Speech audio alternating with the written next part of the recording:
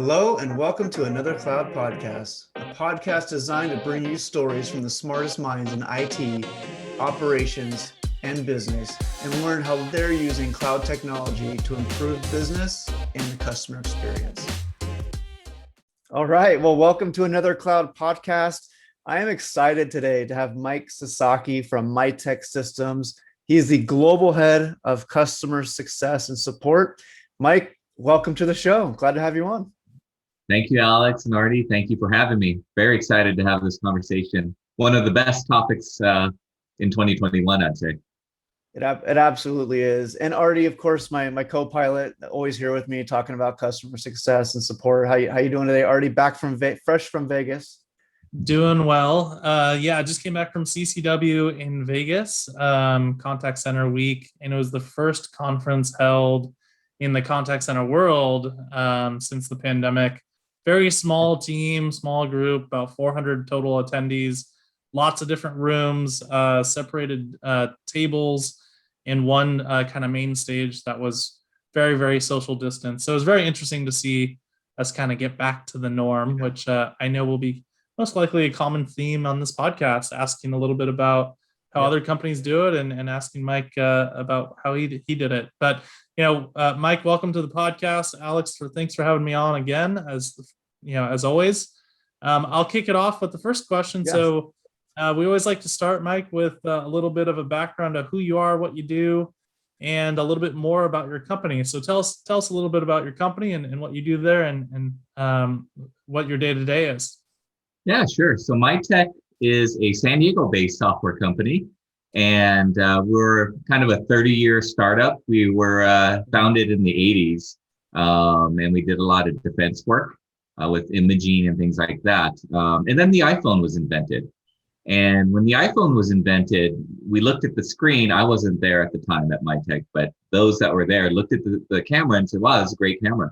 We could probably take pictures of checks, and we could probably deposit these checks. And so the whole business was built off of that. And if you've used mobile check deposit with any of your banks, you've used Mitek. We partner with almost 100% of the banks. So that's one side of the business. And then we looked at the image capture capability and said, what else can we do with this? And identity verification came to mind. We can take a picture of a driver's license, verify that it's an authentic driver's license. And now we can actually take a picture of your face, a selfie, and compare that to the driver's license and say, yes, not only is this an authentic driver's license, that's the person that's on the driver's license. So imagine Airbnb, you want to stay at an Airbnb, you might be asked to verify your identity. If you want to be a shopper at Instacart, you may be asked to verify your identity via their app. And so that's where Mitek comes into play. And my role at Mitek is to lead our global customer success and support team. So the customer facing teams, right? Those that are engaging with customers throughout their journey in many different ways, many different channels. Yeah, I think that's super interesting, just the image capture verification and how many uses there are for it. And just the fact that Mitek saw that, right? Saw the ability, the future, where it was all going. And now who goes to the bank anymore to deposit checks, except maybe grandma or something like that. But, grandmas have learned how to use mobile deposit in the pandemic. It's very it's true. Yeah. Yeah. It makes this more contactless, right? For those that are worried and want to, remain distanced and whatnot. And I definitely like the aspect around the security side, because, you hear about all the scams with Airbnb and these other type of solutions where if you have an ID, was it really the person showing up that has that same ID? I think it's great to see where it's all going. As far as the, customer success and support let's dive a little bit more into that. And just how long have you been working in that field, and how did you get started in the customer success world, and how's that evolved over the last few years for you? Yeah, it's interesting. I was just having this conversation with someone on my team yesterday, and my message to her was, whatever you're doing early in your career, it all leads to where you end up, right? So my point is that there's no job that wasn't worth it, if that makes sense, because you learn something from it. So I actually started out in biotech writing contracts because I thought I was going to go to law school. I did that for 8 years, but I learned how to service my customers, right? That's internal. and how to manage things, set expectations, and all of that, right? So I did that for 8 years, and then I decided I'm not going to go to law school. So I wanted to get into technology. So I transitioned over to a startup, 10-person startup called Lead Formix. We were in marketing automation. And my job was to ensure customers stayed and they paid. And I didn't know it was called customer success. I knew it was customer service. That was what I was doing. And so I was there. We were acquired by Calibus Cloud. I was there as director for 3 years, and then I moved on to Oracle in customer success. And I took all of that experience, which is startup, mid-sized, large enterprise, and came to Mitek to start up their customer success team and refresh of the support team. And I love your service. I mean, to Alex's point, I don't think I've been into a physical bank other than to like maybe do a wire transfer, like the higher dollar value wire transfers to like buy a house or something like that. But I love the ability to do everything from your mobile app. And I remember the technology coming out a long time ago, and it's like you could only deposit like up to $200 on a check, and now it's like it's so secure, and the banks love it so much that it's like I think I could deposit like a $7,000 check or more, which is pretty eye-opening and interesting. Question for you about your team. So it seems like the technology is widely used. It's extremely secure and trusted, especially since it's around identity and also around the finance world. What are the types of conversations that come in to your support team? Is it more technical things on the back end? Like what are the average conversations like, or the intent types for your customer service team? Yeah, they're pretty typical. Some technical questions, right? Some training. Hey, I'm trying to do this. How do I do that? Right. And that's where you can use certain tools like knowledge-based articles and self-service and things like that. And we'll probably get into those. But it's a little bit of technical, a little bit of training. Sometimes there's some best practices that they're looking for, right? Which is interesting. So support teams get all kinds of questions, and I don't think everyone at the company understands the breadth of questions they have to field, and the expectations from the customer, right? And what they expect in response time and also in quality of response. It's a lot for support teams to manage. What does the customer look like, right? Are they end users, or are they more of like the banks and the different business, like B2B type customers calling in about the platform and certain aspects of that technical, or is it more consumer side? It's B2B, so it's the businesses, but we even go a little bit deeper, right? You have to understand the persona.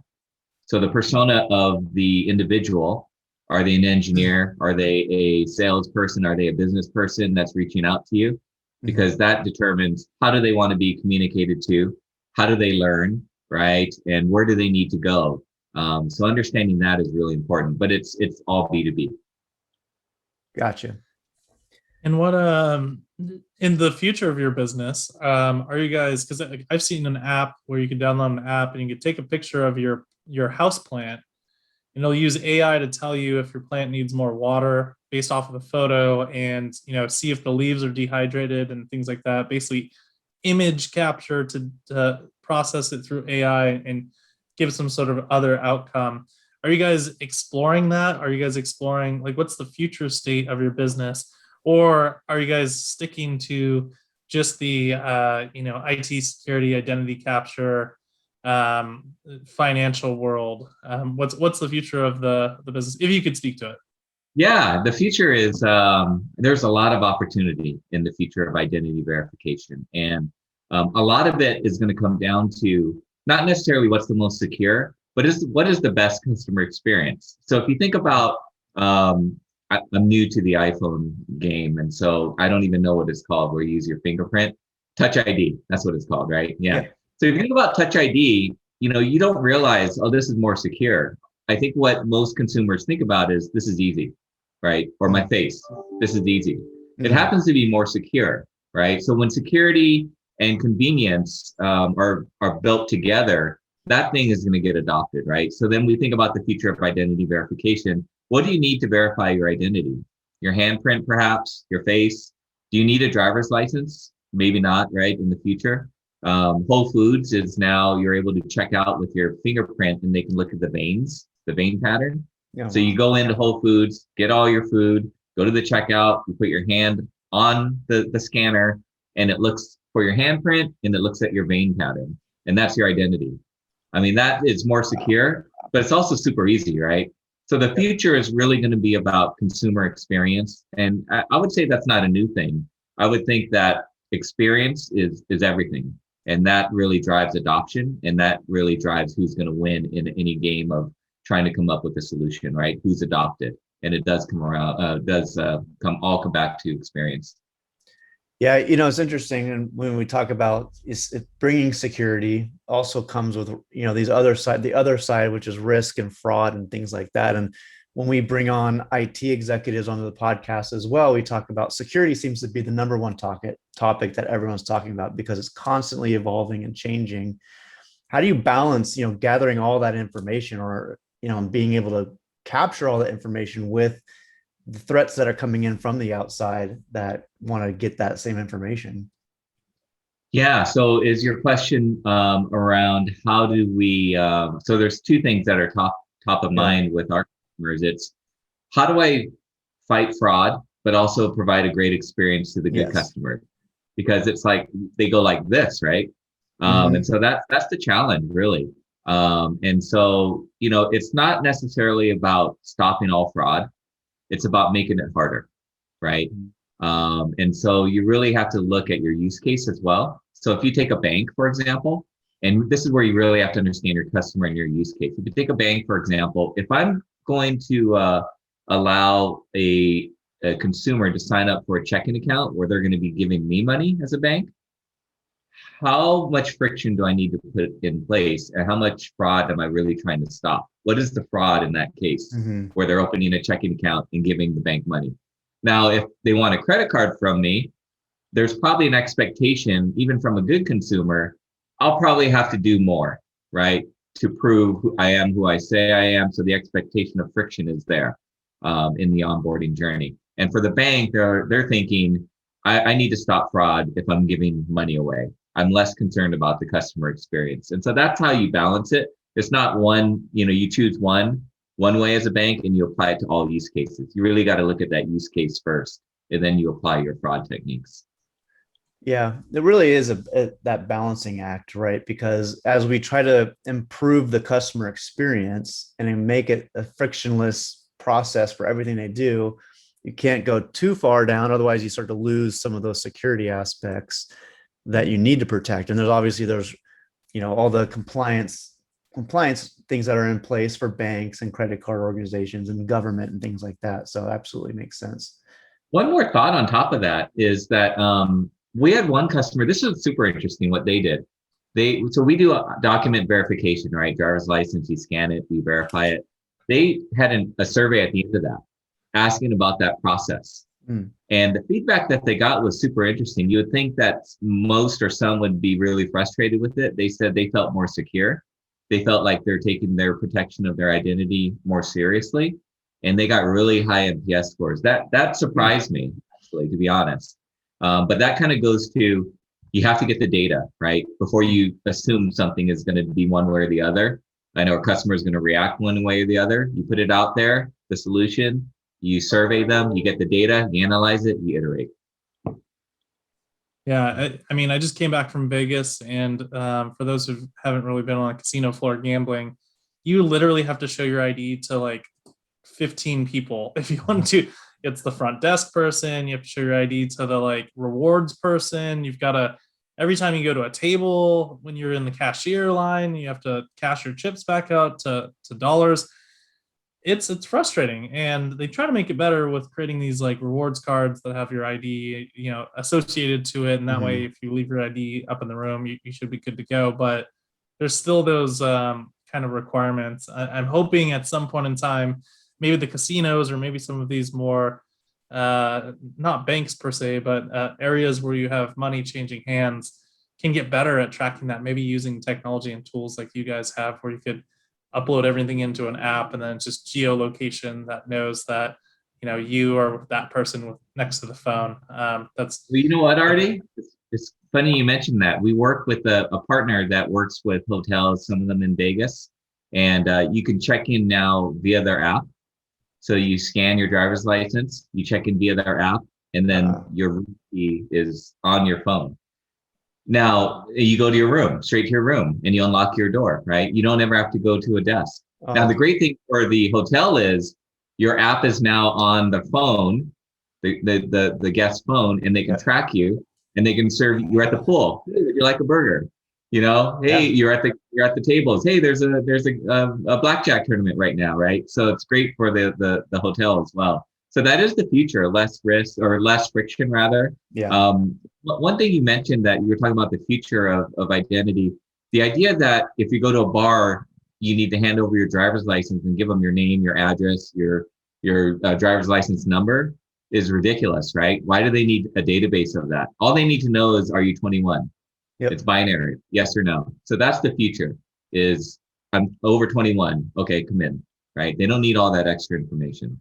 Yeah, that's interesting. And especially going back to the hotel, the airlines, I think, hit it off first, right? Where you can do all this contactless, everything over the mobile app, get your boarding pass the night before. You don't even have to go to the desk. The worst thing is when you're going on vacation or you're going to Vegas and there's a line 20 people deep checking into the hotel room. All you want to do is just get up to the room and enjoy your vacation, but you have to sit in line for 30 minutes to an hour waiting to check in when it can be frictionless and can be completely just mobile. So I'd hope that they all go that way and they continue to, get better in that sense. I think consumers are driving it, right? They're demanding better experiences. The idea of waiting in a taxi line at Vegas for an hour, when you can get in an Uber, right? So consumers will drive what the future looks like in a lot of ways. How do you, just going to more on the business side, I know we were kind of talking like just technology and what's coming and things like that, but just as far as like on your end and your day-to-day, like managing your team, like how does that look when hiring? What do you hire for? How do you team build? What's your approach to all that? Great question. So, and I've thought a lot about this. And I happen to have, probably every leader says this, but I happen to have a great team, 100% retention in North America over 4 years now. Nobody's left my team, which is, that me saying it's a great team and then having that number says a lot, right? It had very little to do with me, but I wanted to reflect on what I happened to do by coincidence, right? By luck. And so what I did was I hired not the same person. So I think one mistake leaders do is they hire someone and it works out great. So they try and replicate that person, right? But then you have a team of one person, the same type of person. So what I did was I tried to hire diversity in all ways, right? So I have someone strong in process, I have someone with great instincts, terrible in process, and everything in between, right? I also don't fall in love with experience. And that's a mistake I've made in the past where like, oh, this person has 10 years customer success experience. They can hit the ground running. I won't have to manage them, right? And then they're set in their ways and they do things a certain way. And how you want to lead and how you want customer service to come across can vary by industry and by company. And so you want the opportunity to kind of mold that person, right? Mm-hmm. So now I look for a couple things. I look for someone that is curious, someone that has a work ethic, right? And someone that really sees this as a career and wants to grow and is looking for a place to grow, somewhere to land and not have a job anymore, but have a career, right? And I look for those. And I take risks. And as you build your team and it gets bigger, you're allowed to take more risks because you have this foundation in place and that person can come up. And culturally speaking, team health trumps everything. And so I really look for that. If you don't have team health, you're going to be backfilling over and over again. And so that's a real waste of time. So those are things that I look for. I don't need experience. Experience is nice, but those are the things that I look for.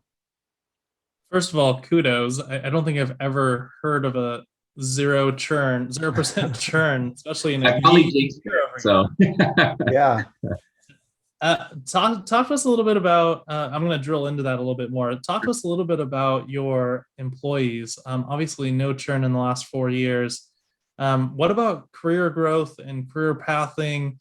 How does that work? Do you frame that up? Do you have different levels on your team where they could become like a level 2 or a senior, or is it more that they become more specialized in a certain area, or they get these kind of like mentorship badges in certain categories or areas, like they get better with process, for example? It's more traditional. We have levels, and I don't put time periods on them. I have someone on my team that came in as an associate 2.5 years ago, and now she's leading North America for that group. And so, putting time periods on things, that used to be, it would be frustrating. I basically thought about what frustrated me when I was younger and tried to just get rid of all of that, right? Yeah. Things like that frustrated me. I really focus on two things. The individual's growth, right? All of the individual's growth, and then the team coming together and the team health. I don't really focus on other metrics like revenue, or other KPIs. I think those take care of themselves if you do these two things right. And so, that's not kind of how I run the team. I give opportunity. I play to strengths too. I don't work on weaknesses. Yeah. And maybe there's a bunch of management books that say you should work on your team's weaknesses. I don't. I forget the weaknesses. Let's work on your strengths. How can we use your strengths and what you're naturally good at and put you in a position where you can succeed? And a lot of my team members, they have side projects they're working on at Mitek. That'll give them visibility, but it's also a lot of work. If you have to run, we did a customer spotlight. If you have to run a customer spotlight for the entire team, or the entire company rather, and you got to produce it, post it, get all the decks ready, and that's a lot for one person to do. But I found someone that was interested in doing it. She happened to have a broadcast journalism background, so it was a natural fit for her. But again, that's playing to strengths, right? So that's kind of how I look at careers. And there's nothing better than seeing someone on your team advance, right? That feels better than me advancing myself. So it's really good to see. Yeah, I love that whole play into their strengths. We had a podcast a long time ago, actually, with someone who used to work for me in a previous role. His name was Graham, and we asked him, his leadership style and things like that, because he progressed from a frontline tech support team lead and then to a manager. And I realized in him very, very early on that he's great. He could do tech support. He could answer calls. He could help support customers. But I always found him in the break room talking to his coworkers. And at first I thought that was a weakness. And then I leaned into it and found that it was actually a strength. He was basically just doing one-on-ones. He was doing mentorship. He was talking to his peers, and promoted him into the team leader role, which essentially that's all a team leader does, at least at that company, which is pulling people aside, talking about the business, talking about mentorship and growth, and reviewing of past conversations and calls. So I love that mentality. That's a really good one. You mentioned a little bit about books, and it sounds like you've read a lot in this area. Are there any other kind of books or ideas that you've leaned into or learned from books that you've implemented on your team? Yeah, I mean, servant leadership. I think that's the number one thing for me. And reading that book was really insightful. Customer success books, customer support, customer service. Zappos book was really great, right? I mean, I think everyone's read that. It was really good. I'll read that one again. There's another book, Lancioni, I think is the author, and it was about team health trumps everything. That was kind of the message, right? And so I really like that one as well. Yeah, so those are the books that I like reading. I like biographies too. Like business biographies. Bob Iger's was really good. The lesson there, I think in a lot of them are, they all fail at some point. They all take risks, they all fail, and how you respond is everything. They also have had advocates that helped, right? They didn't do it all themselves. They had advocates. And so being an advocate versus being a mentor, those are two different things. Mhm. A mentor is there if you need coaching, right? You go to the mentor. An advocate says, hey, we need this role and this person should be in this role, right? And that's an advocate. And so I think that I've learned the difference between those two and how important it is to do that. The other thing is, I didn't necessarily, well, maybe I did learn this from a book, but I don't present any of my team's ideas or any of their accomplishments. They present it themselves, right? Mhm. Whether it's in front of the CEO or anyone, they need to learn how to do that. And I think it's a great opportunity for them. And I disliked it when my managers would take whatever I did and present it to the management team. There was no bad intentions, but I think that's a missed opportunity. Yeah, a missed opportunity to highlight, right? And like you said, advocate and shine a spotlight on a great employee that could have potential higher up or in a different department that could be used for the organization. You mentioned, How nervous they get too, right before. I yeah, love that's growth. I mean, they're so nervous, that's true. not all of them, and they grow, they get used to it. But I was nervous going in front of the CEO and trying to present something that I did great. It wasn't even bad news, but that's all part of it, right? You got to have that experience. Yeah, Yeah, absolutely. I, Yeah, get your toes I, wet and get out there. I speak at a lot of conferences in front of thousands of people at the main stage. And Mhm. before I learned this from Simon Sinek in one of his TED Talks or one of his talks, before I learned this, I would go up on stage and 10 minutes before I'd be shaking, like I'd be nervous. But then I watched a Simon Sinek talk about public speaking, and he said, when you get nervous, you get sweaty palms, your heart rate goes faster, your brain gets a little fuzzy, that kind of fight or flight kind of decision mode. It's the same thing as when you're excited. So, when a major life event that's positive happens, you get excited, you get that, sweaty palms, fuzzy head, kind of heartbeat, right? And he said it's actually the same feeling. It's just we connotate one as a negative, anxiety, and one as a positive, excitement. So every time you get anxious, just think that this is your body's natural reaction to how excited you are. And then when you're done with it, you're going to be excited that it's completed. So it gets you through, or at least for me, it Yeah. gets me through that anxiety into excitement. And now I'm excited to go on stage, and it puts me in a different mindset and frame. And it's easier to have my talk. So love that example of anxiety is just mispurposed excitement. So It's a great lesson. I'm going to take that one. That's really good. I think it's some people when they present, they hope if they've done it enough, they're like, gosh, I hope I'm a little nervous, right? Because they Yeah. know that they know it's excitement, but they've done it so many times that they can tie those two together. So that's a great lesson. I like that.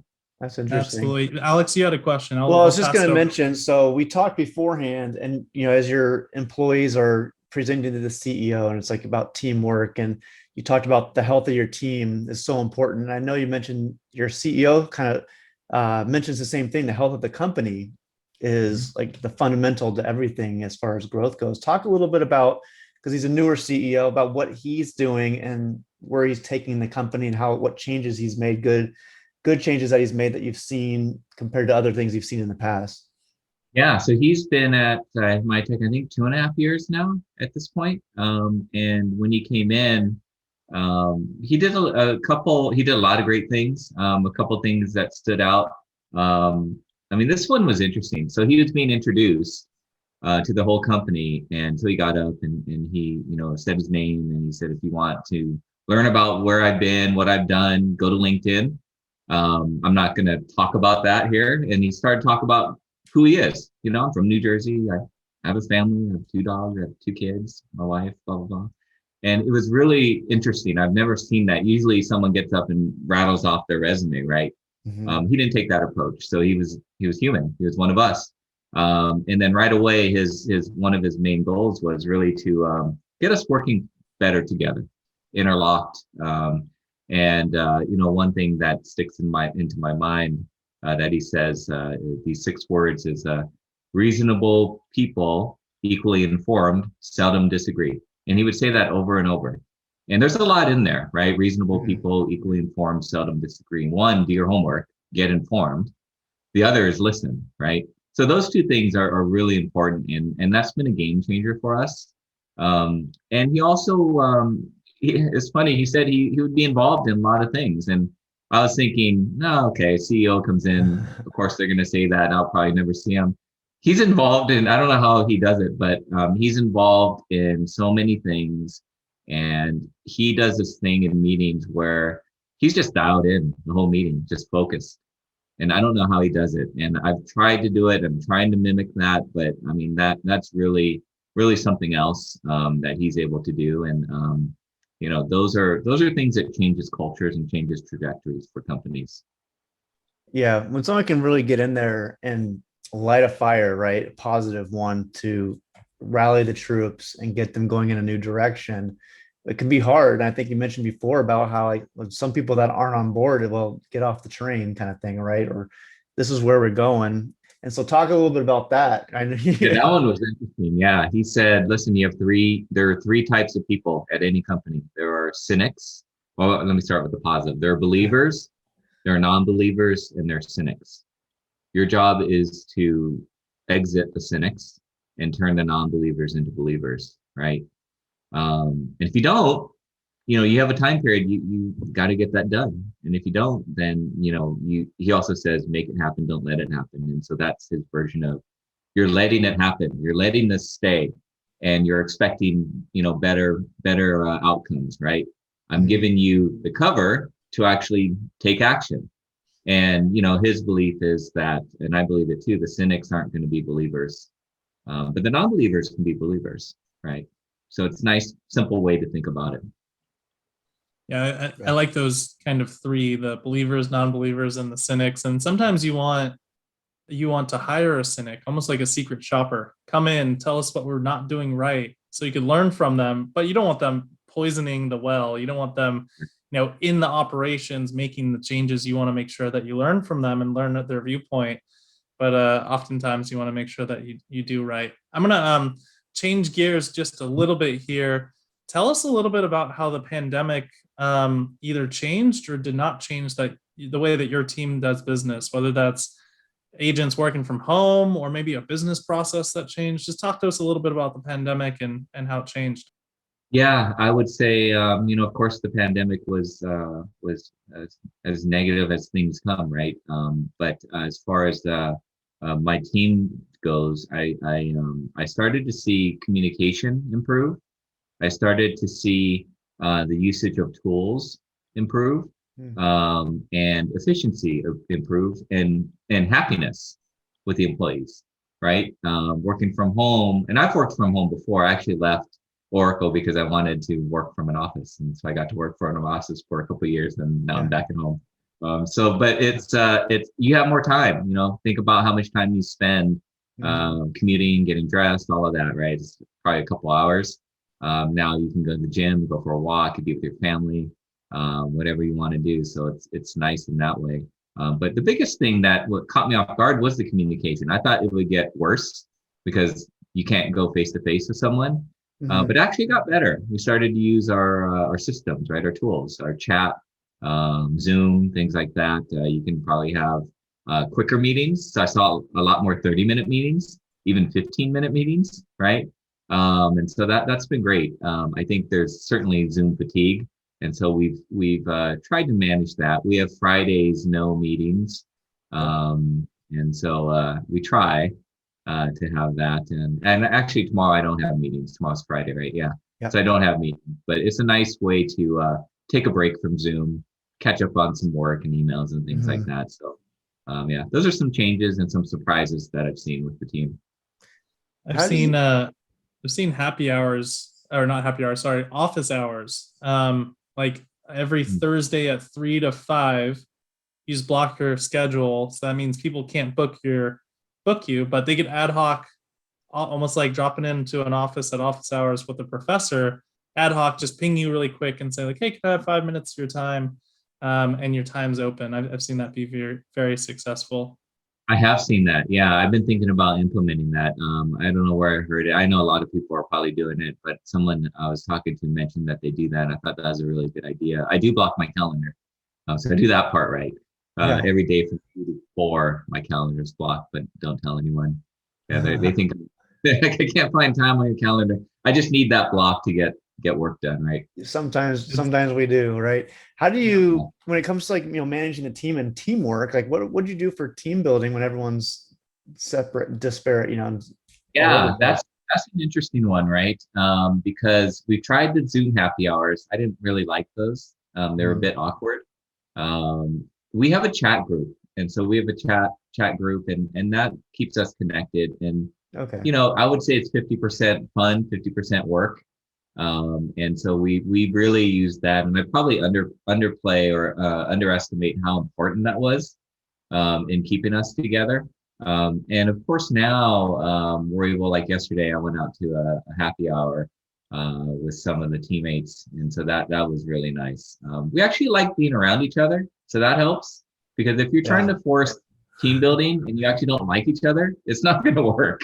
Yeah. So the first thing is they have to actually like each other for that stuff to work. No, it's great. I mean, it's nice, especially in California, it's starting to open up, right? And people are able to get out there and, come into the office if they want. I see a lot of, more hybrid options where people are at home and the office. A big article with Apple, they want their people back 3 days a week, in Cupertino, and the other 2 days they can work. So some people got really used to not having to commute in and they never want to come back in the office. And other people like you, like leaving, like going to Oracle, or to be able to not work from home and things like that. So it'll be interesting to see as people have the option to come back, like where things land and how it all works. And Artie, I know you're kind of dealing with the same thing right now. Yeah, it's 2 days at home, 3 days in office. Our company's actually requiring that you be there 3 days in office. Of course, we're going to kind of pilot that in September and then figure out how that goes.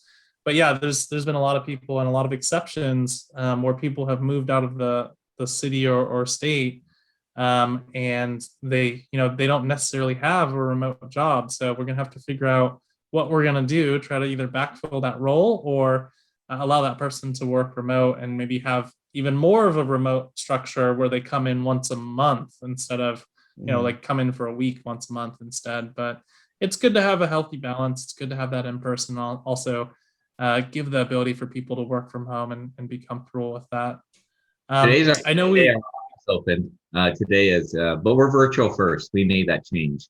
You can come into the office, but every meeting needs to be virtual first, meaning they are the priority, whoever's coming in virtually, and then we'll see how that works. But that's the idea. Yeah.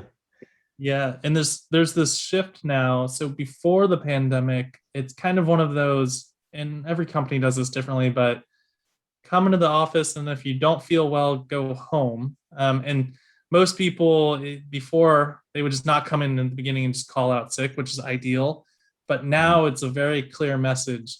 If you feel anything close to sick, do not come in, like stay home. So Yeah. there's going to be this weird, Monday and Friday, you're going to be working from home, but maybe Tuesday, Wednesday, Thursday, if you start to feel sick on Tuesday, just take that Tuesday, Wednesday, Thursday and work from home, and or just take the time off as sick days. So it's gonna be interesting. There'll be times where you may not see your employees in person for a couple weeks at a time, Yeah. and instead they'll be working virtually. So it'll be something to adjust.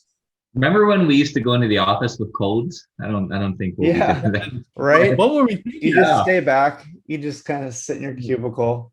Yeah. Now it's like everyone's like Yeah.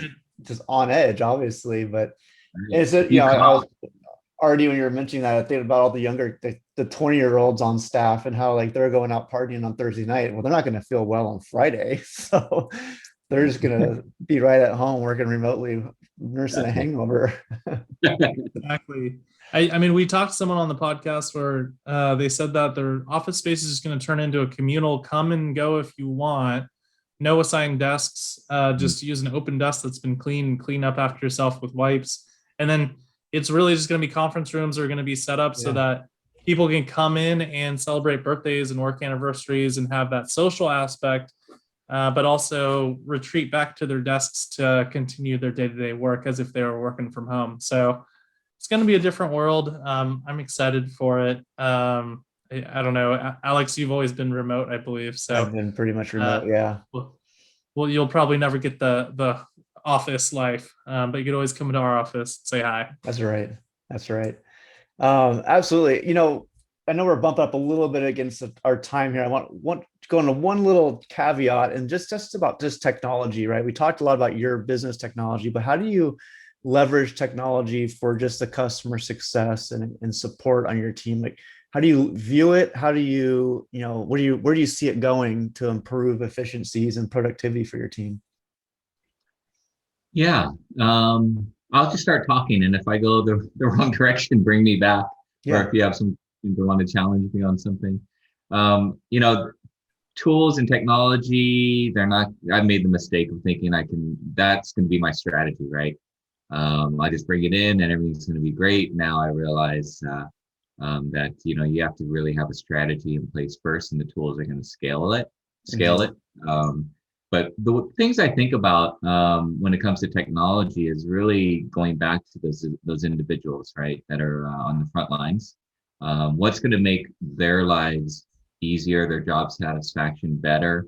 And when it comes to technology and choosing it and implementing it, it's certainly not top down. I want to get their input.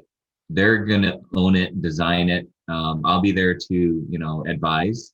But they know best. And I learned this in the contact center, right? When I was at Oracle, my favorite thing to do was to shadow the agents, right? I'll go in there, see how they're using our software. Like, oh, why are you using it that way? Oh, that's interesting. I like that. That's a better best practice than I thought, right?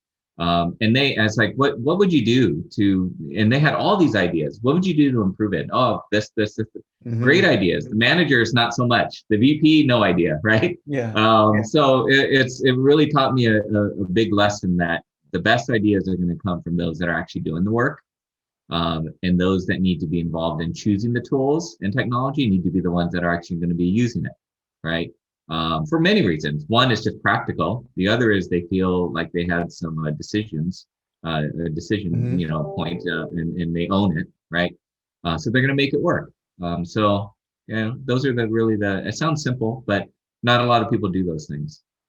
Now you see a lot of top down, right? And we're working with a client right now. And he's like, we're doing this for our agents. Like they're going to be like the decision makers, essentially, as long as it fits the requirements. They're letting them really take the lead on choosing what platform that they want to use for the contact center. And I think it's great because they're the ones in there using it on a day-to-day basis, just like you said. And like with any career, it's like when marketing does stuff without talking to the salespeople, or finance changes all these pricing metrics without talking to sales, or, whatever it is. It could be, military or police force, you got to get the boots on the ground and figure out what they're doing and what's working, what's not working, to really get a pulse. And I think, again, it comes back to leadership as well, right? Not just. Yeah. Leadership is also misinterpreted as just being confident or being a loud voice. And leadership's listening, right? Leadership is not having an ego. Those are all big leadership qualities. And you're starting to see more and more of that. The realization that listening is a leadership quality. Being able to partner, being able to check your ego at the door, right, is a leadership quality. And realizing I don't know anything. Let's start from there. And when we're picking technology, right, and then you start to do your work and your research. Yep, exactly. Well, Mike, it's been an absolute pleasure having you on the podcast. We're running out of time, so we got to cap it off there. I learned a bunch, not only about technology and what you guys do, but also some leadership skills and also some really cool things. I'm going to have to pick up a couple of those books. I already have the Zappos one, but I'm going to have to pick up some others. We all do. Absolute pleasure having you on the podcast. Alex, thank you so much for co-hosting, and for everyone who's listening. Thank you so much and for listening, and we'll see you on the next one.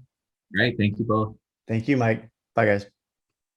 Well, that wraps up the show for today. Thanks for joining, and don't forget to join us next week as we bring another guest in to talk about the trends around cloud contact center and customer experience.